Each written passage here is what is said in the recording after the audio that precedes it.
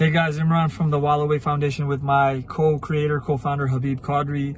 Just wanted to remind everybody about the Wallaway Foundation. We created this foundation because we saw there was a need in our community.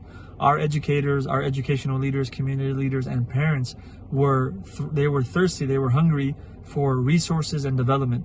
So Habib and I, along with many other experts, created a series of 400 videos in multiple languages, podcasts, webinars, on-site training, books, online books, PDFs, and much, much more for the purpose of benefiting our community, for the purpose of benefiting our educators.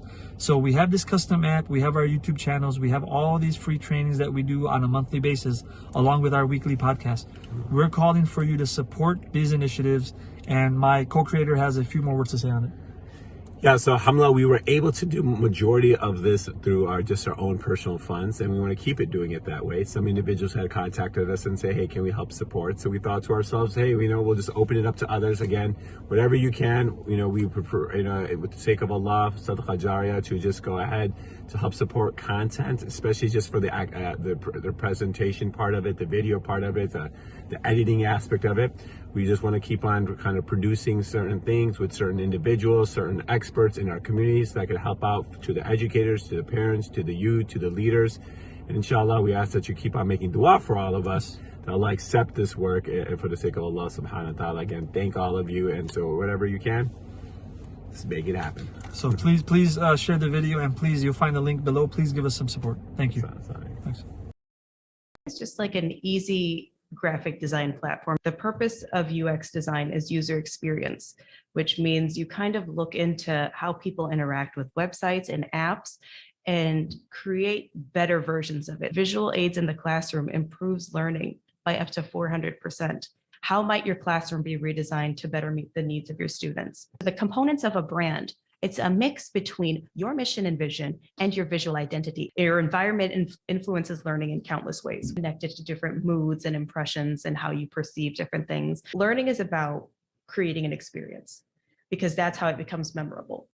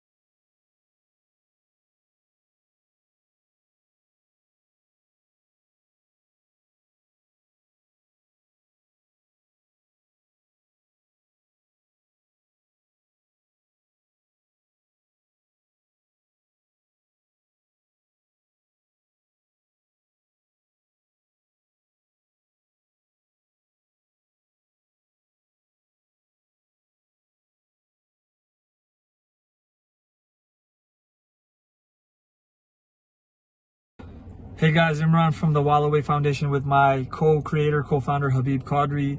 Just wanted to remind everybody about the Wallaway Foundation. We created this foundation because we saw there was a need in our community. Our educators, our educational leaders, community leaders, and parents were thirsty, they were hungry for resources and development. So Habib and I, along with many other experts, created a series of 400 videos in multiple languages, podcasts, webinars, on-site training, books, online books, PDFs, and much, much more for the purpose of benefiting our community, for the purpose of benefiting our educators. So we have this custom app, we have our YouTube channels, we have all these free trainings that we do on a monthly basis, along with our weekly podcast. We're calling for you to support these initiatives, and my co-creator has a few more words to say on it. Yeah, so Hamla, we were able to do majority of this through our own personal funds, and we want to keep it doing it that way. Some individuals had contacted us and say, hey, can we help support? So we thought to ourselves, hey, we'll just open it up to others again. Whatever you can, we prefer, with the sake of Allah, Sadaqah Jariyah, to just go ahead to help support content, especially just for the presentation part of it, the video part of it, the editing aspect of it. We just want to keep on kind of producing certain things with certain individuals, certain experts in our communities that can help out to the educators, to the parents, to the youth, to the leaders. And inshallah, we ask that you keep on making dua for all of us, that Allah accept this work, and for the sake of Allah subhanahu wa ta'ala. Again, thank all of you. And so whatever you can, let's make it happen. It's just like an easy graphic design platform. The purpose of UX design is user experience, which means you kind of look into how people interact with websites and apps and create better versions of it. Visual aids in the classroom improves learning by up to 400%. How might your classroom be redesigned to better meet the needs of your students? The components of a brand. It's a mix between your mission and vision and your visual identity. Your environment influences learning in countless ways, connected to different moods and impressions and how you perceive different things. Learning is about creating an experience because that's how it becomes memorable.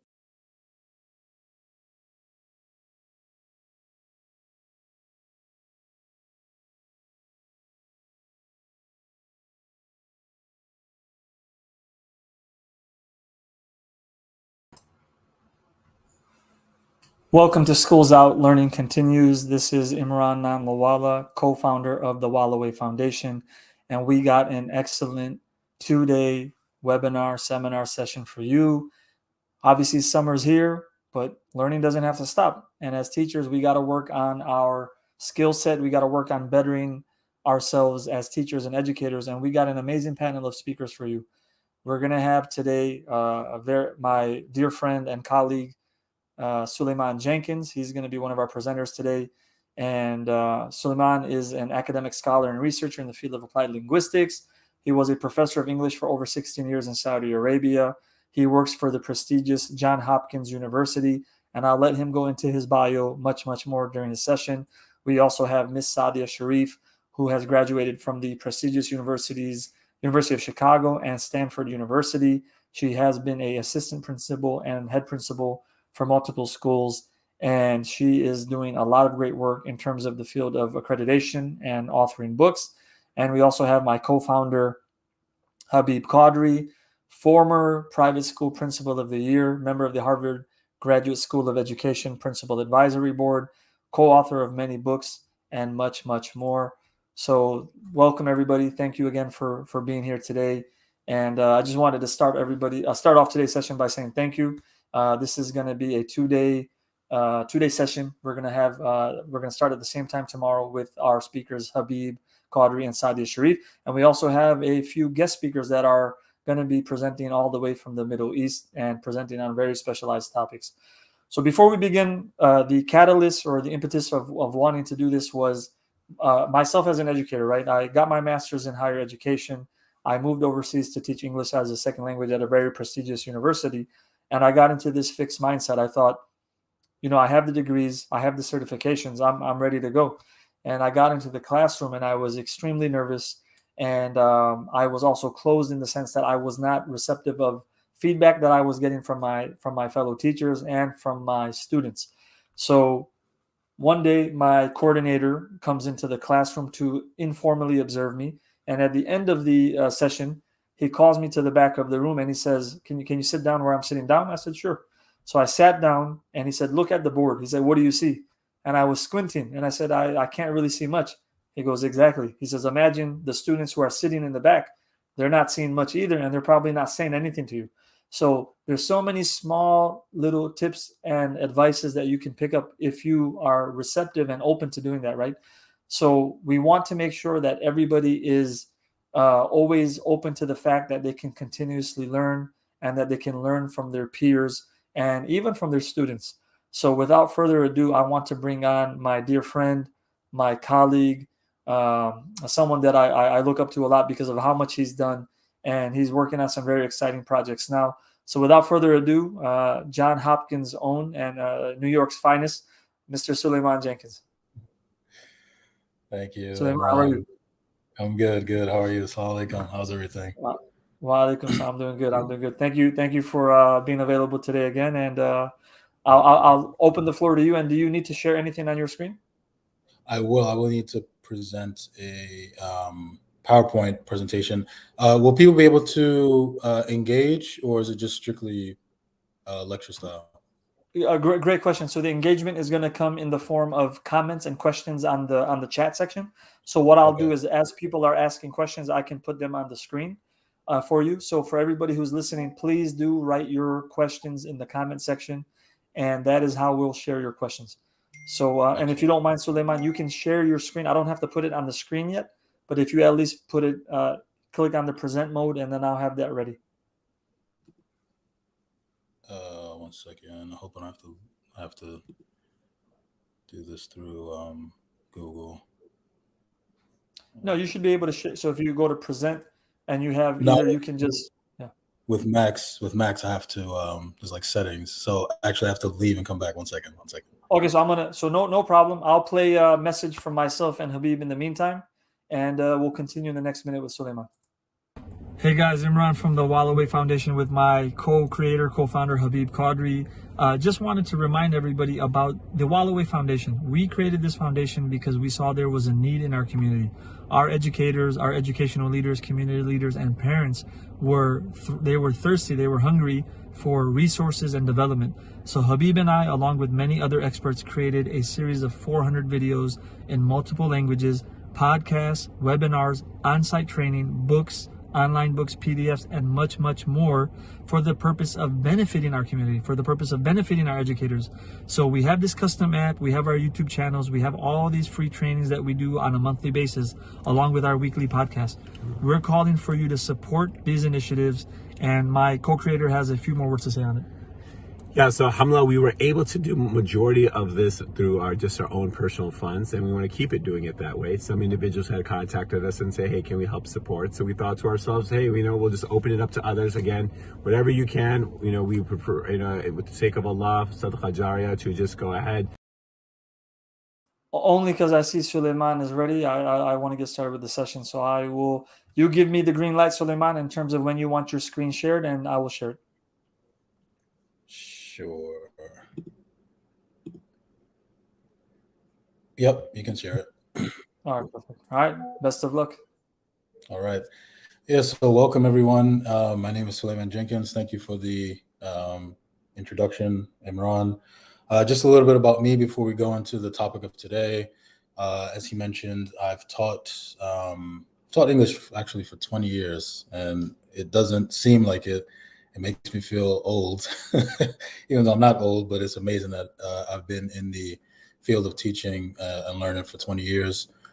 Started out teaching immigrant students here in the US, and then went to the Middle East where I taught English as a second language at various levels, all the way from first grade. So my first job was teaching elementary students, and all the way up to postgraduates at university.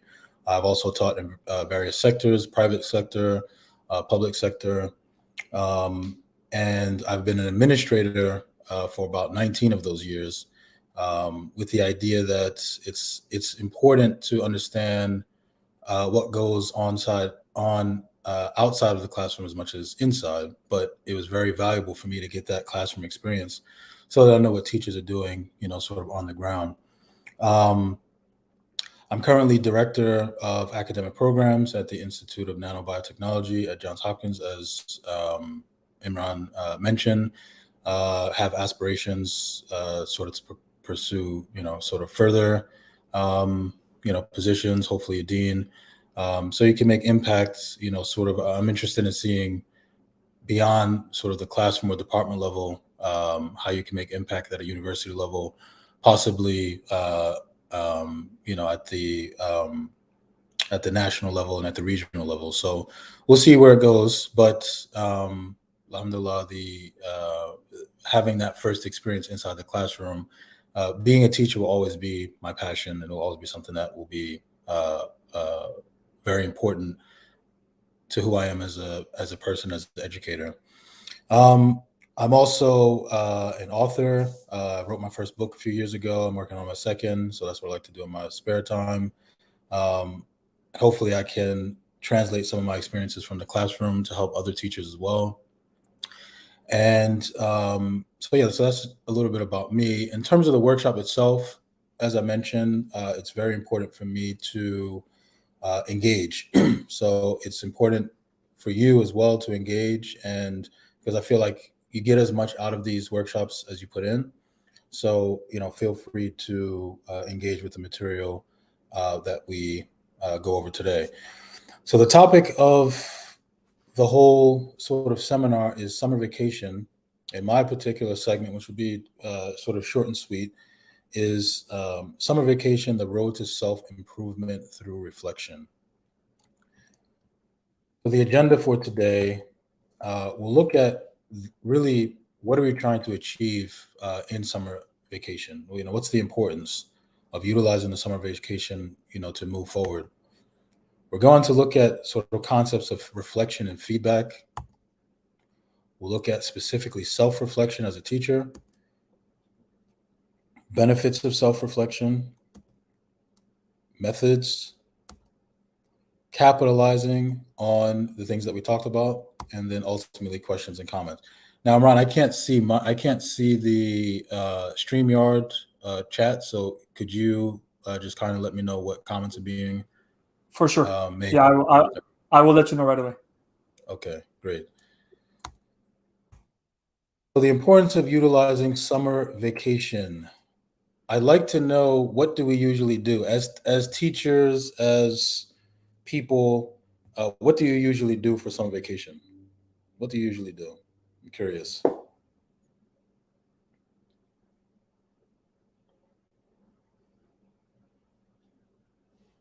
I'll start off. I would say get ready for the summer holidays and traveling, and maybe visiting some friends and family.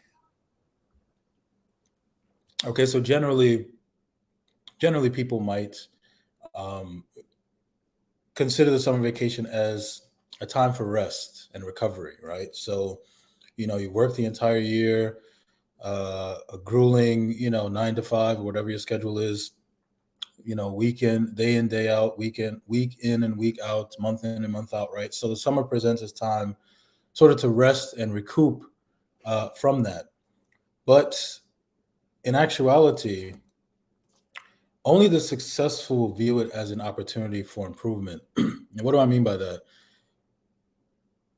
I mean that people who really strive for excellence, and who really strive to be at a certain level, or really strive to be the best versions of themselves, they really take every opportunity possible to improve. There is no such thing as a break. I mean, obviously, as humans, we need to have, some break, but certainly not a 2-month or 2.5 month or 3-month break where we're doing absolutely nothing, right? So successful people have, as Imran mentioned earlier, it's all about mindset. Success is a mindset, right? And when you're successful, or you have a successful mindset, you're always programming yourself to look for opportunities to move yourself forward. And why is that? Me, myself, personally, I really have been fortunate to have adopted that mindset from a very young age. And I kind of apply it in everything that I do, personal life, sports, academics, my family. And it stems from this idea, again, that you only have one life to live, and you really want to, when it's all said and done, you don't want to have any regrets, right? So you want to really make sure that you have presented yourself as the best version of yourself, and you haven't shortchanged yourself. There is a famous quote from a basketball player back in the day. I played basketball. I still try to here and there, not as much as I would like to. But Bill Bradley used to play for the New York Knicks. He said, "When I don't practice, I know someone else is, And that means that they'll be better than me, and I can't take that. So he always saw, so for instance, sort of similar, right? You have a basketball season or football season, whatever sports season you have, it's grueling month to month, right? And then when it's the off season, that's a time for rest and recovery and things like that. And a lot of people just sort of do that. They just relax, right? But the ones who really understand what it takes to excel at a high level, they don't take the summer off. They spend that time improving themselves. And so I think this quote I read when I was about, I think 13 or 14 years old, and it really stuck with me. I'll be 42 years old this year. And so 30 years, this quote has resonated with me. And it's basically the idea that when you're not practicing, be sure that someone else is, which means that somebody else is going to get a competitive advantage over you because you're not working hard. So we should always have this idea that there's always room for improvement. There's always ways to better ourselves. And summer vacation presents itself as a very great opportunity for that. You should capitalize on your free time because time is one of the most valuable currencies that a person can have. Once it's gone, it's gone. You can't get it back. Money comes and goes, right? Health to some extent, you can get sick, but you can recover. But when it comes to time, once it's gone, it is absolutely gone. There's nothing you can do to get it back. So it is very, very, very valuable. So how does the summer present itself as an opportunity for educators? So then I'm gonna interrupt you because you asked me to share the comments. So you Okay, sure.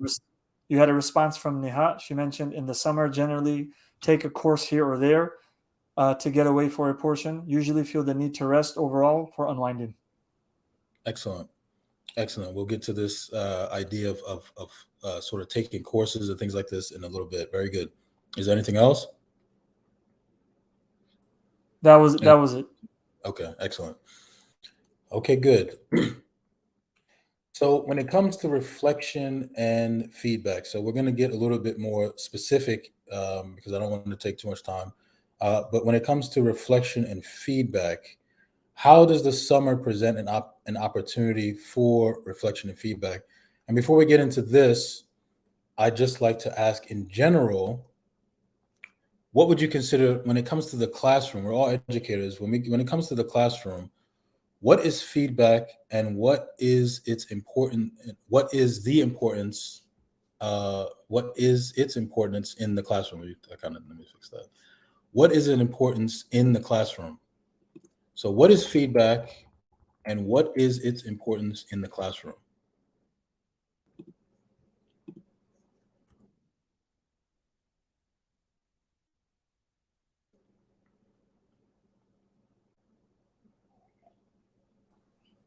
So while we're waiting for people to respond, I'll take a stab at it. So it's been a couple of years, so you're gonna have to be patient with me as I'm out of the classroom. But obviously, feedback can come in many forms, and it can be feedback on your teaching style. It can be feedback on maybe even how the students are engaging with the materials, on how you're running the assessments, and why is it important? Obviously, it's going to determine and dictate how you modify your teaching style, how you modify the assessments, how you modify your approach, what you keep, what you throw away. So that's the first thing that comes to mind. Excellent. Good. And this is really more from a student perspective. So when you're giving feedback to students, right, it's important to get students to identify their strengths and work on areas of improvement, right? So without feedback, a student cannot grow. Feedback is essential to growth. It's essential to the teaching and learning dynamic, right? If a student is asked to perform a task and they don't know how they've done on such task, how do they know that they've achieved the objectives? If they have achieved the objectives, to what extent have they achieved it, right? So feedback is the process of letting a student know where their strengths lie and where their areas of improvement are. And that takes a number of different formats. You can observe, as Brother Imran mentioned, through observation, just observing the students on a daily basis. There's also assessment. Assessment is a form of feedback, right? So you give the students assessment in all various forms, written or oral, so that they can demonstrate the knowledge that they have right? And then also, like we said, so and then the feedback can be given in different formats as well. So it can be delivered orally, just have sort of a sit down conversation with the student and tell them, or it can be given written. For instance, they have writing assignments and things like that. But feedback is crucial to the development of students. Now, I could do a whole other workshop on feedback itself and how to deliver feedback, because sometimes teachers may not necessarily understand just how crucial their feedback is and how it resonates with the student. And so, sometimes a teacher may not be as tactful in delivering the feedback. And so, it may force the student or make the student close up, as opposed to being able to accept their mistakes sort of maturely and move on. They might become intimidated depending on how the teacher gives feedback, but that's maybe something that we can look at in the future. But feedback in general is something that's very important for students in order to grow. So there is no growth, there is no improvement without feedback. But what does feedback? Sorry, we got one more. We got one more response. I want to make sure we get to it. So Neha mentioned, as the word suggests, someone else's take on your craft or your skills. Feedback can drive further instruction. Excellent. Very good. So good. So that actually is a nice segue into the mechanism of feedback for teachers. So this segment was mostly for students, but don't teachers as well, don't they need feedback, right? It's not just the students that need feedback. The teachers need feedback as well. And so what does feedback look like for teachers? Teachers are generally assessed sort of externally. There's, they take the form of yearly evaluations. They may have other teachers come in and observe them. They may have to re-up for certification every so often, every few years, right? And so they have to take an assessment to do that, right? So teachers are assessed just like students are assessed, and that's important. But there's a specific type of assessment or feedback that I think is very, very valuable, and it's something that is independent of external factors, meaning you don't have to be at school to do this necessarily. You don't need an administrator necessarily. So this is something that can be done over the course of the year, and it can also be addressed in the summer. So what is self-reflection in terms of teaching, and what do you think it will look like? What would self-reflection be in the framework of feedback, and what would it look like? Does anyone have an idea? Does anyone currently do this?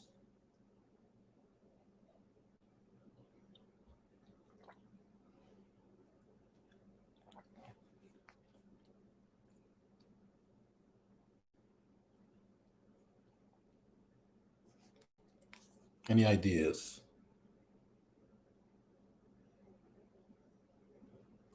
So we're still waiting for some of the comments to come in. But your question is, what is self-reflection? Yeah, what is self-reflection in the framework? What do you think self-reflection for a teacher would be in the framework of feedback?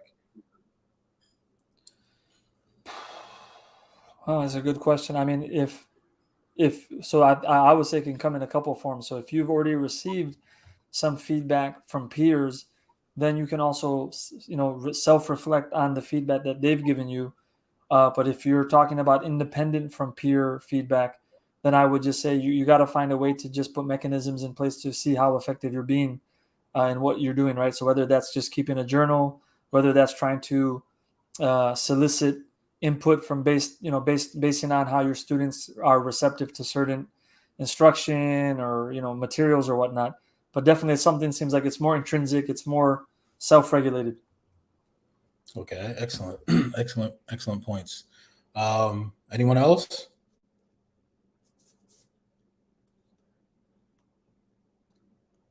Okay, so we'll look at Yale University's Poorview The name of the institute, the center is Poorview Center of Teaching and Learning. So it says, when instructors engage in reflective teaching, they are dedicating time to evaluate their own teaching practice, examine their curricular choices, consider student feedback, and make revisions to improve student belonging and learning. This process requires information gathering, data interpretation, and planning for the future. Reflective teaching involves examining one's underlying belief about teaching and learning and one's alignment with actual classroom practice before, during, and after a course is taught. Okay, so that's a pretty comprehensive definition of reflective teaching. Okay, so reflective teaching is the idea, right, that you are always in tune with your teaching practice and how that teaching practice informs the classroom dynamic. All right, so it's a lot of self-reflection. Teachers, in my opinion, should always be engaged in reflective teaching.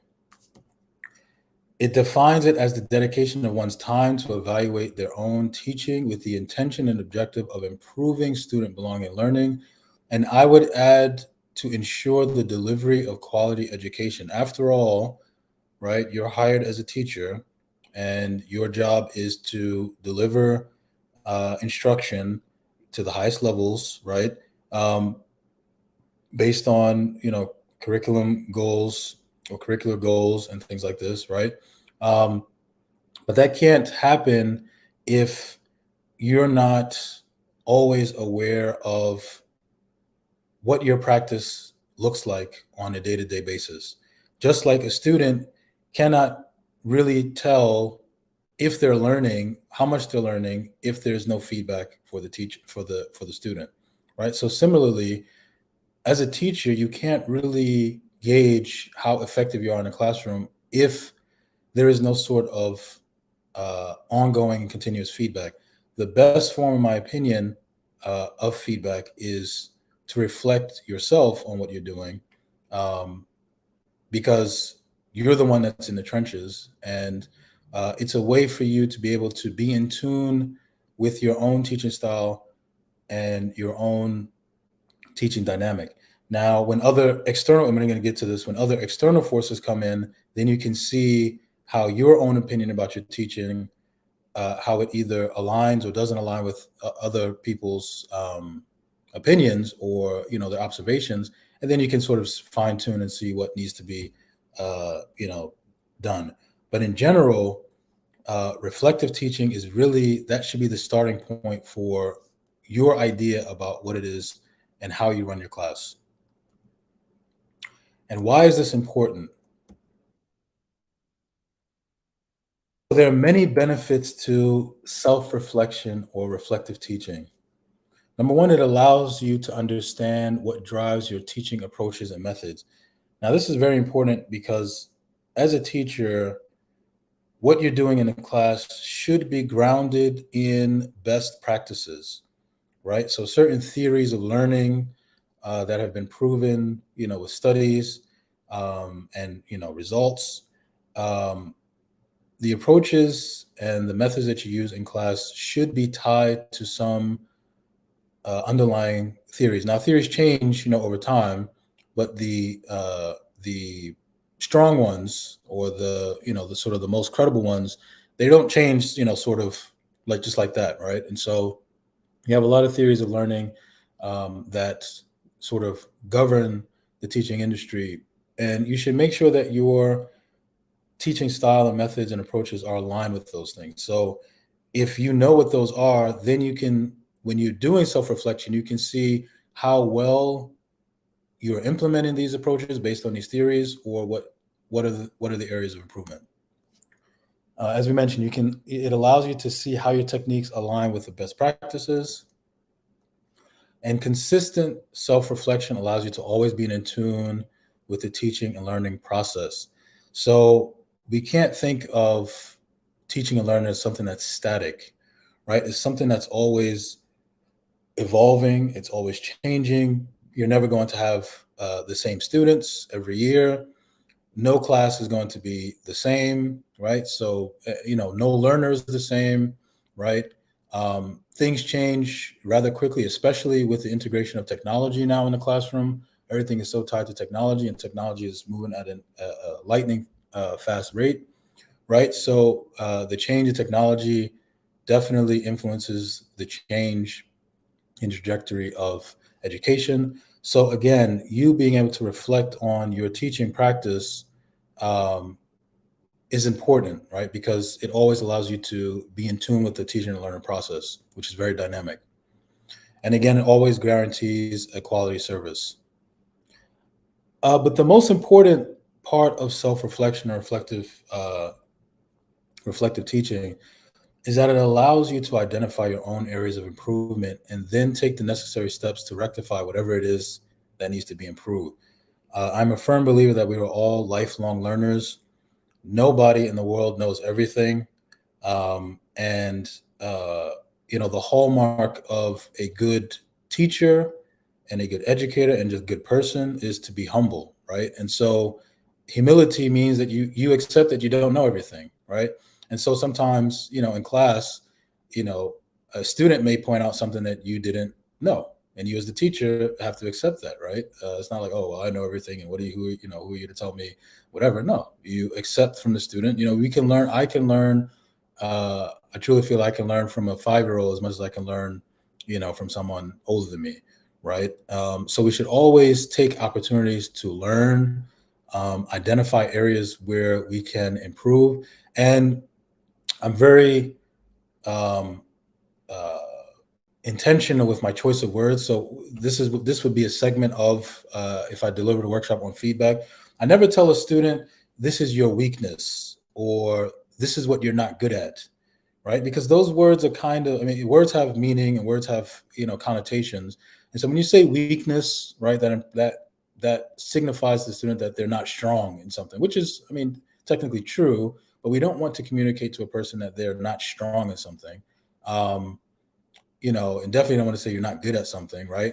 But when you say areas of improvement, it means that you are maybe have knowledge of a certain area of expertise, or you're working towards an area of expertise, but you're just not there yet. So there's room for improvement. And when you frame it in this way, I think it makes it a lot more positive and digestible.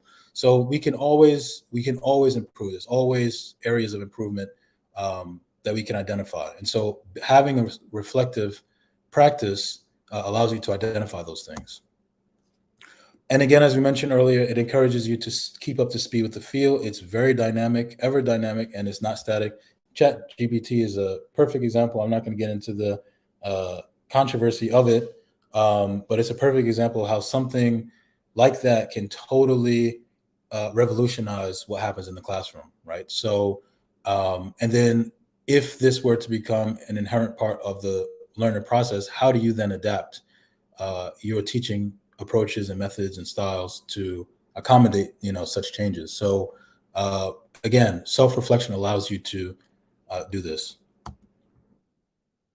Now, what kinds of methods would we use in reflective teaching? What kinds of methods? What does it look like? Curious. If there are people who do it currently, what do you do? If you don't do it, what do you think it would look like based on the name? Imran touched on a little bit of it in his response. So what would reflective teaching, what would it look like?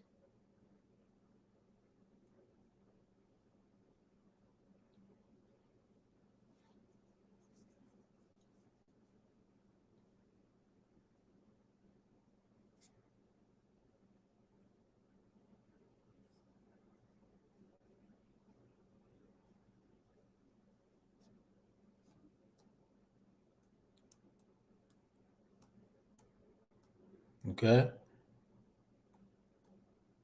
Well, I'll go ahead and I'll go ahead and piggyback off of Imran's suggestion before. He said that journals would be something that a teacher might possibly look at in terms of self-reflection.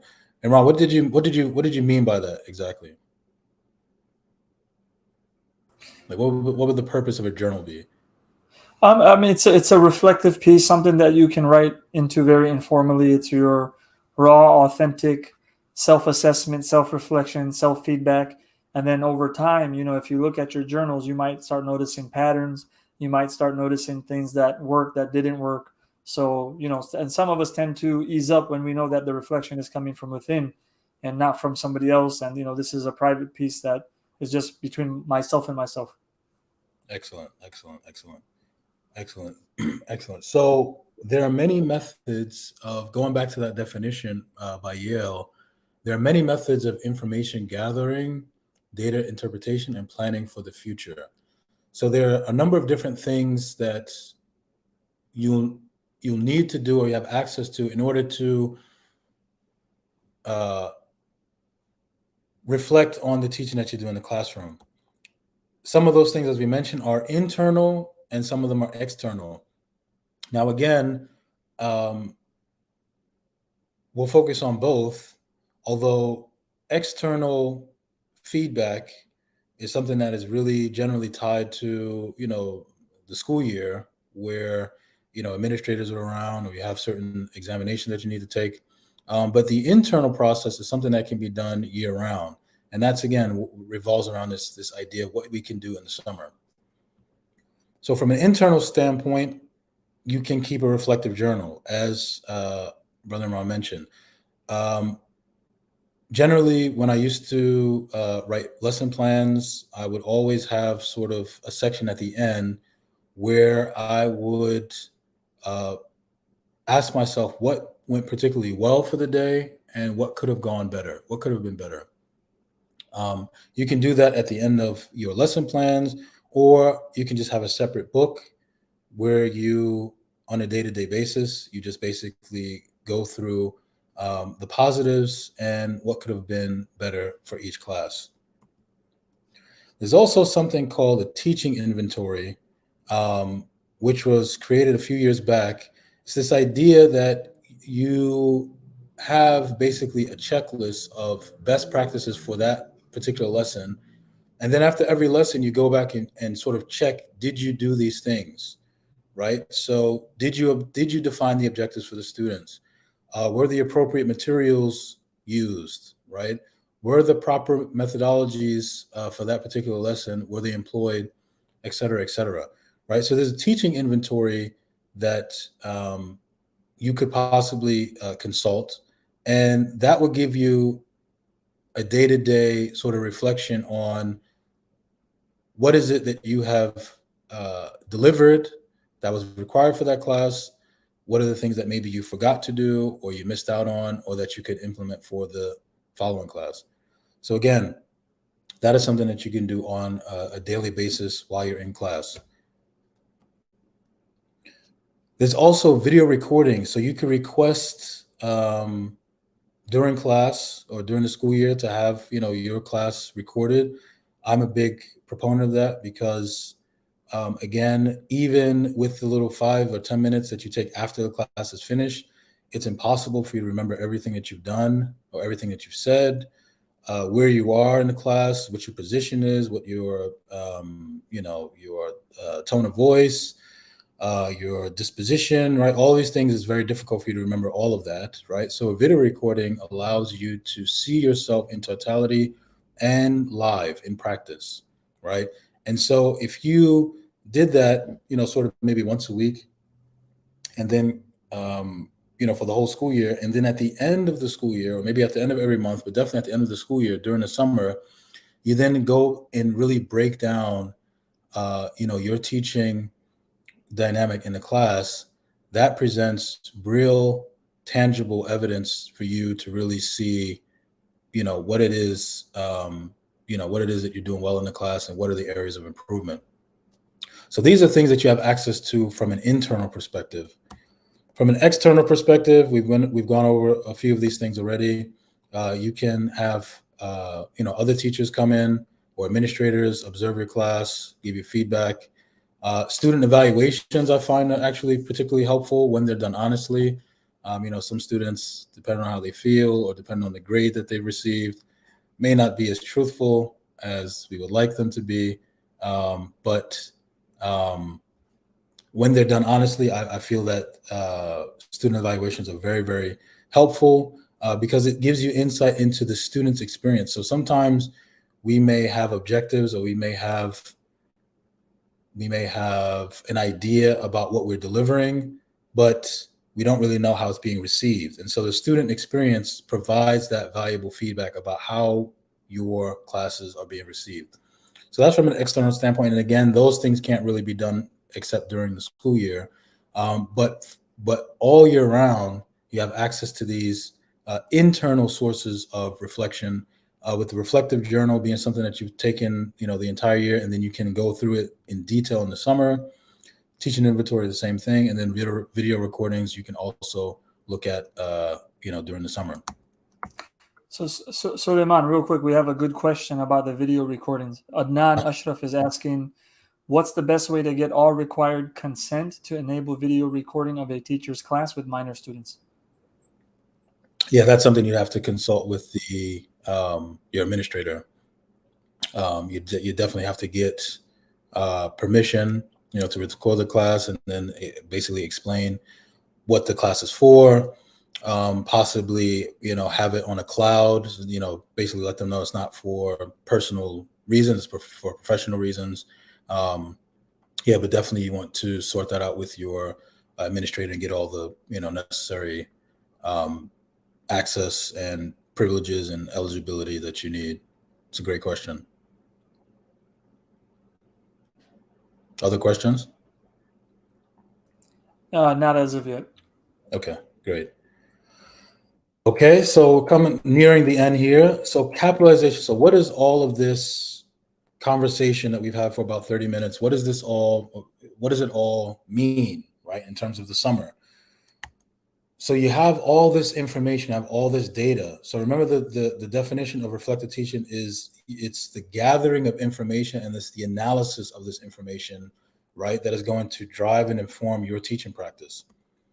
What do we do with all this information? Well, there's a number of things that you can do. Number one, whatever you identify as areas of strength, then keep doing it, right? There's no need to fix what's not broken, right? So continue to do those things. But wherever there are areas of improvement, you can enhance those areas, and that's where we come to the summer, right? So the summer is the prime opportunity for you to develop on the things that you didn't get a chance to do throughout the school year because you're just so busy, right, with marking and grading and teaching. It's not enough time, to improve maybe at the level that we would like to. So the summer, again, presents a great opportunity, a grand opportunity to enhance those areas where there's room for improvement. How do we do that? There are conferences that you can attend, similar to this one. This is a seminar, but there are also tons of conferences that are available all throughout the summer, even though teachers are mostly on vacation. The industry recognizes that this is a prime opportunity to get in professional development. And so, for instance, if you need to improve in teaching methodology, well, you can look for conferences that, discuss teaching methodology, teaching assessment, whatever the topic is. I'm sure that there are valuable resources online to search and explore what conferences are available to you. Conferences during the summer is great. Join organizations. So you should join organizations in general, and these organizations have things that are going on all year round. And the idea or the benefit of that is that, number one, you're always linked with fellow colleagues, right? So it's a community, and maybe they have access to information about things that are going on, and so they can tell the group or the community. And so you have an additional source of information and access to, ways that you can develop professionally. So join organizations.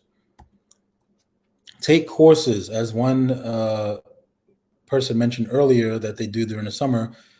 Take courses. So for instance, again, maybe you can't find a conference, or maybe you can't find an organization, but you do know that you need to improve in teaching methodology.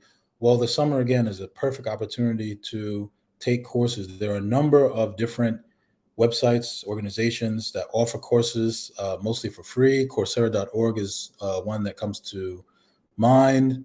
There's also edX. There's a few others that I can't remember right now. But they offer tons and tons and tons of Udemy is also one now that I think of it. They offer tons and tons of courses. Some of them delivered from top, prestigious universities, in the world, and for free, right, on different aspects of really everything. But you would search for teaching. So again, if you see that from your reflection of your teaching practice, you see that there's a certain theme that's emerging from them that you need to improve on, for instance, student engagement. Well, you have, access to the World Wide Web, but you can look in Coursera.org and see, what kind of courses are available to help you improve in student engagement. Go back to school if necessary. Obviously, there's cost involved, there's time involved, but maybe there's credit that you can do in the summer. Maybe you don't have time during the year, but maybe the summer presents an opportunity to go back to school for the summer semester. So if you want to increase or improve, your theoretical understanding of certain things, you want to take a master's class, or you want to go even further and take PhD studies, maybe go back to school if you really, really see that there's an area of improvement that you really want to focus on, and you really want to turn into a strength. I am a firm believer in reading. Unfortunately, because I have so many things going on, I don't read nearly as much as I used to. But reading is very, very important. I have a number of journals that I subscribe to. TESOL.org. Again, this is because I teach English. I'm not sure what your areas of concentration are, but TESOL.org and ELT Journal. These journals release published research on a regular basis. And so what it allows you to do is it just allows you to be up to date with what's going on, current trends in education. But then again, as well, there are also tons of books that you can read on teaching methodology, everything, assessment, sort of student experiences. And so reading, you can never get enough of it. And again, the summer presents a wonderful opportunity for you to catch up on reading because we know that the year is very, very cumbersome and very, very tedious, and it often doesn't afford us enough time to read as much as we like, but the summer does. So I would definitely encourage reading. And in general, in totality, and in the end, summer provides ample opportunity to move forward. So remember that when you're not practicing, someone else is, right? And so you want to make sure that the summer always presents itself as an opportunity for you to move yourself forward. Always use it as an opportunity to improve on areas that need improvement. And then this way, when you come to the next school year, you come energized, armed with, new knowledge or helpful knowledge that you've gained through the summer. And then that allows you to be as effective as possible as an educator and ultimately deliver high quality education, which is what we signed up to do. So that's the end. Any questions? Comments, concerns? So we'll wait for people to ask their questions. And in the meantime, Suleiman, firstly, obviously, thank you for your time and sharing that expertise. But you mentioned some really good comments, and I want to expound on that. So, for example, you brought up reading, you brought up taking courses, signing up for various organizations that help teachers in professional development. So we at the Walloway Foundation have that very organization. And if you people look at the bottom of the screen, we're scrolling a couple of call to action. So we have a really nice newsletter available on the wallowayfoundation.org/member. This is by teachers for teachers. And then we have a free app that you can find at dlpacademy.com. We've created over 400 or 500 videos on that app, all by individuals like Suleiman Jenkins and others. It is a free app available on Android or iPhone. There are custom-made videos, really nice graphics, comment sections, threads, so you can connect with other instructors and other teachers. And this is what we do at the foundation, right? We have experts like Suleiman, Habib, Sadia come in and create these materials And we all know about the issues surrounding getting sometimes funding allocated to get professional development done and to have these resources readily available. So this is exactly why we created the Wallaway Foundation, so individuals could sign up for free PDs by experts. So please do take advantage of that. In the comment section, we have also put in a link so you can give us feedback on how this first session went. Suleiman's entire presentation was on feedback, so do give us feedback on how this presentation went. Someone had a question about whether this session was recorded. Yes, it's recorded. It's going to be available on our YouTube and our Facebook channel. Please like and subscribe. And then another call to action.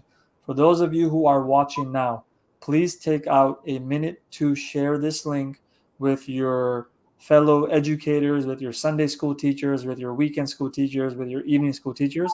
And just to give you a quick highlight, I'm going to play a quick video that's less than a minute long.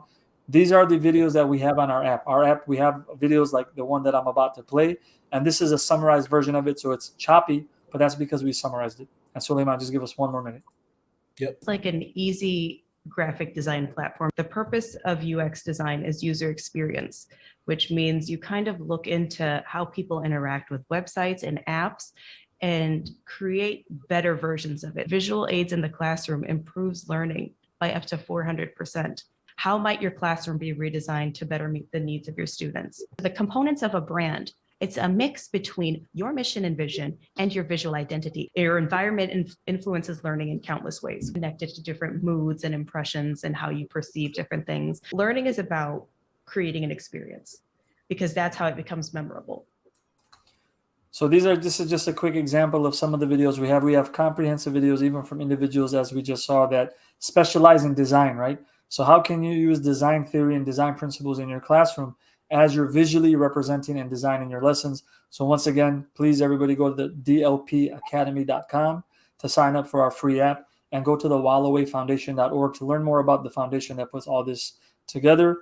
Suleiman, no other comments or questions that came in, but you got anything else that you want to mention before you leave? No, yeah, and I can share the PowerPoint with you if you want to give, because I have references at the end as well for resources. Perfect. Yes. Yep. So what we'll do is we'll share that PowerPoint in our newsletter, and we'll share it on our app for anybody that signs up, so you get access to all of that. And again, please, before we bid Suleiman and do share this live stream with anybody that can benefit from it. And Suleiman, thank you again. No problem. My pleasure. Take care. Take care. Masalama. Masalama. All right. And then before we go on to our next presenter, just a reminder, everybody, school's out, but learning continues. It's a 2-day event that will continue until tomorrow. And tomorrow we'll also have Habib Qadri and Sadia Sharif speaking. Our sponsors for this event are Islamic Relief USA. Check out Islamic Relief and all the amazing work that they're doing and all the causes that they're helping and supporting.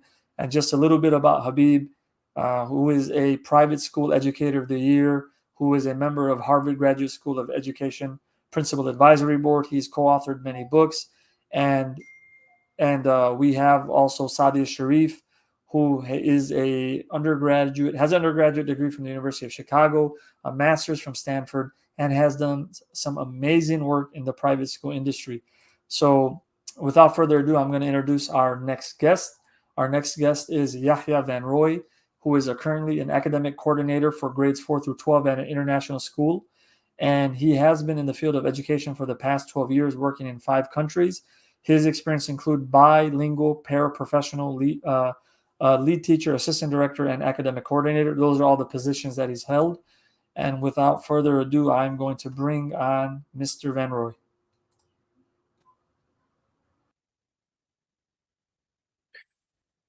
Assalamu alaikum wa rahmatullah wa barakatuh. My name is Yahya Van Roy, and I'll be offering you this mini session titled Unit Planning with Understanding by Design, the What, Why, and How. This is part of the Schools Out, the Wallaway Foundation workshop series, inshallah. Bismillah ar-Rahman ar-Rahim. So before I jump in, I thought I would share a brief introduction. My name is Yahya Van Roy. I'm an upper elementary principal at Next Generation School in Dubai. I also serve as the Director of Community Development for the Islamic Schools League of America, and I'm on the steering committee of the Global Association of Islamic Schools.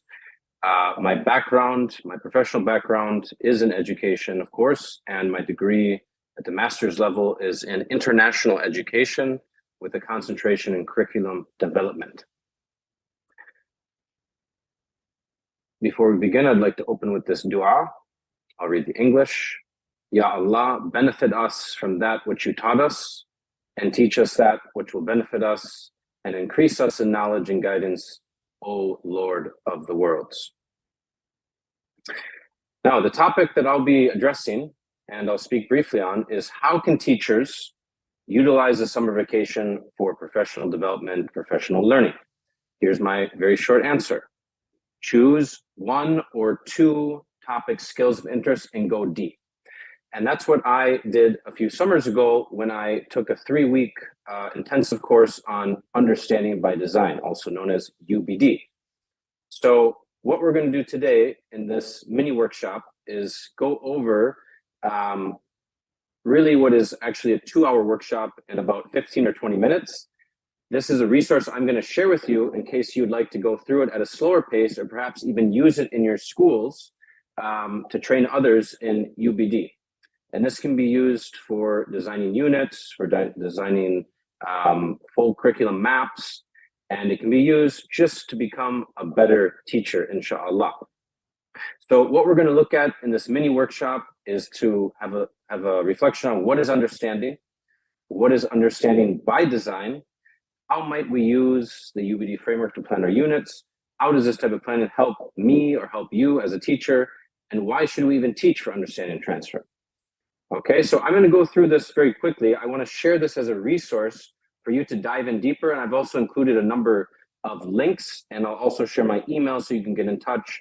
Perhaps if you'd like to set up a facilitated workshop for your school this summer, or if you'd like to dive a bit deeper, I'm happy to even have a discussion with you and share further tools that can help you master UBD, inshallah. Okay, so when I usually do this workshop, we have it live and we have breakouts. So I left everything here just so that you can go back and go through it. And this is kind of a nice activity to do on your own. So I encourage you to do so. If you have the recording, to stop and actually take some time to answer this question, which is share a time when someone told you something, perhaps a piece of advice, but you only came to understand it later, or perhaps haven't understood it. One of the first ones that came to me as a Muslim was this hadith about marriage is half of one's deen. So that would be an example of knowledge, knowing something, but only later coming to really understand what does that mean. And then, of course, getting married and really having that experiential learning. Alhamdulillah. Breakout question number 2 is looking at what is the difference between knowing and understanding. Very important conceptual understandings here, knowing the difference when we're designing our lessons and our units. So there's a link there that you'll have when you get the slide deck, inshallah. And then I like to do big group share outs. So a chance to, if you're doing this in a workshop setting, you can share your answers and then to be able to describe what is the difference between knowing and understanding. So here's a fun little meme. Knowledge is knowing a tomato is a fruit. Wisdom, or perhaps understanding, is not putting it in a fruit salad. And philosophy is wondering if that means ketchup is a smoothie. So have a think about that one. Now, understanding must be earned. It requires active meaning making by the learner. This is a key when we're doing our designs for unit, to make sure we have that level of engagement where the students are actively involved in making sense of whatever your learning goal is or whatever your unit goals are, inshallah. And understand by design is all about backward design. We'll get into that in a little bit, inshallah. So a few more helpful quotes or memes. I can explain it to you, but I can't understand it for you. And here's a fun little comic from Tiger. It goes, I taught Stripe how to whistle. And his friend responds, I don't hear him whistling. And his other friend says, I said I taught him. I didn't say he learned it. So again, getting at that difference between knowledge and understanding, and also when we're teaching something, how do we ensure that our students are truly understanding what it is we are teaching? Okay, I'm not going to go over these slides, but they're here to break down, well, what do we mean by knowledge? What are the different types of knowledge? Because it's very important to be able to describe the characteristics and have examples so that we know what we are assessing eventually when we're looking at learning outcomes. Okay, this is another slide looking at understanding and reasoning and kind of breaking that down. What is conceptual understanding? What is reasoning with examples? So again, this is something you can go over on your own time, inshallah. And in Understanding by Design, I have this inquiry activity where I have a link to a UBD plan, and you actually go through it. You look at the design if you've not seen it before, and you identify what are 3 characteristics that make this unit by design.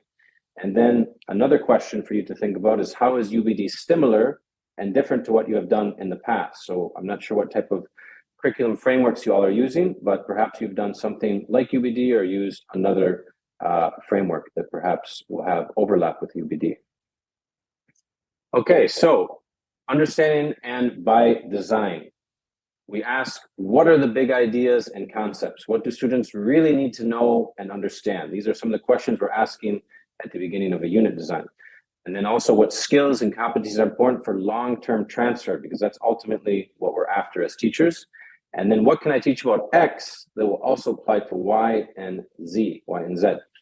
Now, when we get to design, the key here is avoiding the 2 sins of instructional design, which are activity-focused teaching. We're just doing a bunch of fun stuff, but it's not really leading to any end goal, or coverage-focused, which is the A to Z, just get through the textbook model of design. So with UBD, we're starting with the end in mind. And examples are thinking of when you're planning a trip or building a house, you start with your end vision and then work backwards.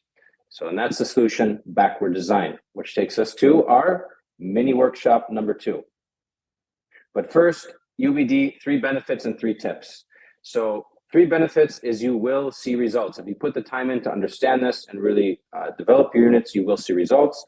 And in the long run, it will save you time. When you plan well, you can use this year after year and iterate and improve it. And 3, you will become a better teacher. Everyone I've seen go through UBD to really master it becomes a better teacher. And that is, as we say, where I'm from, proof in the pudding. And I've seen that with all the teachers that have gone through courses on UBD and spent, which takes years to master, but once you do start using it, I can guarantee you, inshallah, you will become a better teacher. Now, 3 tips are: go slow, because it can be heavy at times. Be flexible, which is a key skill with learning at all times. And then this is a quote from one of the UBD creators or designers, Jay McKay. He says, think big, start small, and go for the early win. So maybe it's in your first year, you're just designing 1 unit using UBD or using backward design. And if you have an early positive experience, often you can build off of that. So be aware of what's possible, start with something small, and try to have a positive experience with it. That's the early win. Okay, so this is where we'd normally take a break, but we're going to keep moving through, inshallah. Now, backwards design is the key concept of understanding by design. So we're going to go through this. There are 3 stages. Again, I encourage you to take time to really go over this, to read about it, to check out the resources that I've included in this slide deck so you can go deeper in your understanding. But there are basically 3 stages. Number 1 is identify the desired results. Number 2 is determine acceptable evidence. That's your assessment. And 3, plan the learning experiences and instruction. Okay, let's dive in a little bit here. So essential questions for this mini workshop number 2 is as being able to answer, what is backwards design? How might BD improve the quality of student assessments? And what does BD and UBD look like in practice? So I'll share a number of examples, some of which are my own, tried and tested. Okay, another breakout session. We won't go into this now. Go into this now. If you have time to do on your own, you can, or to share it in a subsequent workshop that you might do at your school. So I'll leave this here for your benefit, inshallah. So an understanding-based curriculum. This is teaching and assessing for understanding and transfer, being able to apply your learning in new situations. And to plan the curriculum backward, there are 3 stages, as I mentioned. So here are some questions to ask in designing curriculum backward. 1, what do you want students to learn? 2, how will you know they have learned it? And 3, how will you teach to help them learn it? Okay, the 3 stages, as I said: 1, identify the results, desired results; 2, determine what you will accept as evidence; and 3, planning the learning experiences and instruction. And when we look at the template, you'll see that all 3 of these stages need to be aligned. So what you say you have in stage 1 needs to be accounted for in your assessment in stage 2, and then the learning activities should lead up to being able to be assessed fairly and comprehensively on these desired results. So you'll see that alignment using a code with letters. Okay, now UBD came to solve this problem of the twin sins of curriculum design, as I mentioned previously, which are the activity focus, hands-on without minds-on, and 2, the coverage approach, which is teach, test, and hope for the best. So that's what we are ultimately trying to avoid and stay away from with the UBD framework. Okay, so activity orientation, I think we all know and have seen that. And the alternative to coverage is September to June. You're just racing through the textbook. So UBD comes to solve both of those problems that teachers often face. There's a template, which I'll share with you as well. It reflects a way of thinking and planning and fosters a mental template for effective design. So once you have this and you've spent time with it, you can have this in your head. You don't need to actually write everything out, but it gives you a conceptual way of thinking when you're planning out your units, inshallah. So these slides go through how that looks. I won't spend time on it now because this is a mini workshop, but you have the resource here to go through on your own time. Now, teaching and learning for understanding. This is part of this cycle where you acquire knowledge, important knowledge and skills, then you make meaning of the big ideas, and then you're able to transfer that learning to new situations. And that comes into your assessment phase where you're looking at performance tasks where they can use this knowledge, this new understanding in some type of new or unique situation. Okay, and a good way to think about this is a photo album versus a snapshot. So when we're talking about assessment now, assessment requires multiple sources of evidence collected over time, not just one final exam that then tells a student that they got an A on this, or a B or C or D. We should have instead a photo album of their learning throughout this unit and throughout a school year. Okay, now another key point is to match assessment evidence with the learning goals. That's that alignment between stage 1 and stage 2. If you don't have that, you have this, a broken railroad track. Okay, so the key there is really aligning your assessment with those learning goals. And then stage 3 also needs to be aligned with what kind of learning activities, lesson plans you have so they can master those learning goals from stage 1. Okay, this is just a little way to check. If you cover your stage 1, which are your desired results, can people infer your goals by only looking at your assessments? So this is something nice to try in a workshop, or after you've used this a bit, is to design your whole unit using the 3 stages, then cover up stage 1 and give it to someone, see, can you infer my learning goals based on what I have assessed here? Another helpful reminder is to think like a juror. Students should be presumed innocent of understanding until convicted of evidence. So again, proof in the pudding.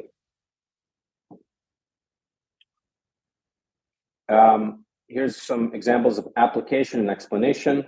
These are some ways to test for that or assess for that. Apply, connect, create, critique. These are kind of connected with Bloom's hierarchy and different verbs you can use to ensure that you're actually getting that application and getting that explanation. Okay, so this is looking at stage 2 in more depth, which is usually best done in a performance task with other evidence. I've already done that slide. And then this concept too of practice versus a game. So in practice, we have the learning and practicing where we have the knowledge, skills, and strategies. And the transfer is the game. So that requires an autonomous application.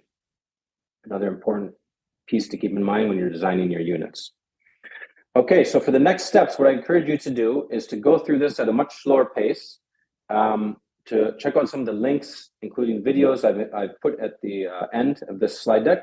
And your next steps would be then to design a unit, to actually try doing a unit using this template and the 3 stages of backward design. You can again look at examples that I've included, include an assessment or performance task, And then after you complete the unit, you might meet with your grade level team to reflect what worked well, what didn't, how could we improve the design. This is a very key part of UBD, is that iteration and reflection.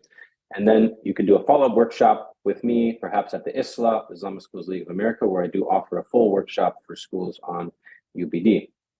Now, these are some examples I've included here. One is a project I did. So after I did this course, I did design a full summer project that looked at anti-racism, social justice, and Islamic activism. That was for high school boys, grades 10 to 12. So I'm happy to share that full kind of unit design with you to see what this looks like in practice.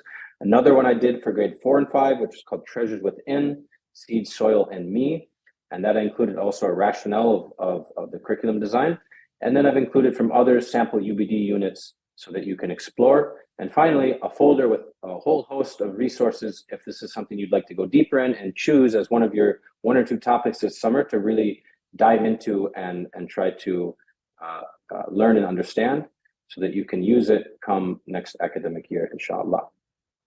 These are some works cited. Jay Matai and Grant Wiggins are the 2 that developed UBD. There's an incredible amount of resources. This book that I use was from 2005. And there's also a really excellent webinar here I've linked up on YouTube here from EduPlanet 21. These are a couple other short videos you can watch to learn more about UBD. One is about deepening learning. This is from Edtopia. And then another is looking at UBD as well. I believe that's a short 3-minute film. Okay, so have a blessed Eid al-Adha and a blessed summer. Jazakum Allah khairan, and inshallah, I hope this was beneficial for you. I pray Allah accepts, and anything good I have said is from Allah, anything wrong is from my own weaknesses and failures. And I ask your forgiveness, I ask Allah's forgiveness, and I pray that it will be of benefit for you now and into the future, inshallah. Jazakallah khairan, Brother Yahya. May Allah accept it from you. We have a question on here. Where can I get the resources? We're going to go ahead and share all the PowerPoints and all the presentations. For anybody who signed up, if you look at the bottom of the screen, sign up for our newsletter, sign up for our app. We're going to post these resources on our newsletter, via our newsletter, and via the app as well.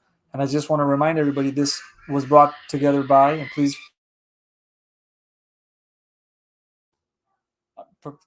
forgive me for that, just children at home, obviously, because it's summer. So this was brought to you by the Wallaway Foundation. It's a organization, a not-for-profit, that I have co-founded with my co-founder, Habib Qadri. And we brought this together because we want to bring resources for our community, for our educators and our parents.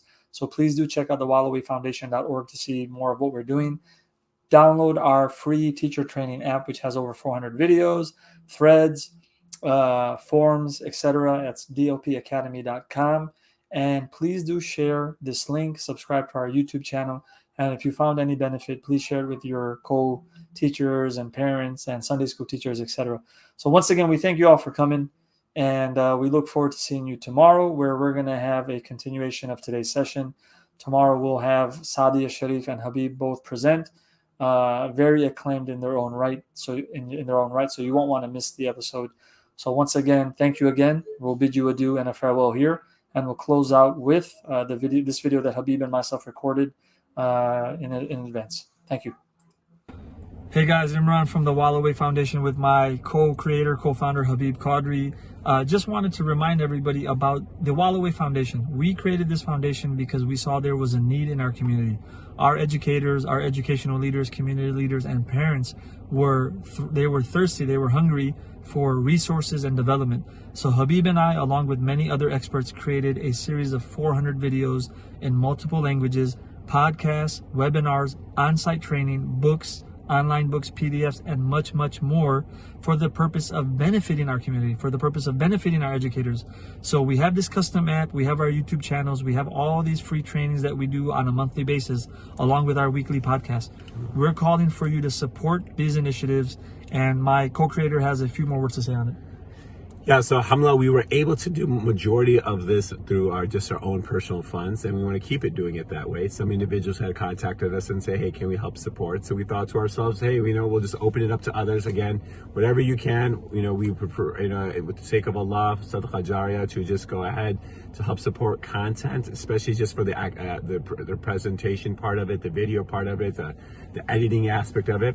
We just want to keep on kind of producing certain things with certain individuals, certain experts in our communities that can help out to the educators, to the parents, to the youth, to the leaders.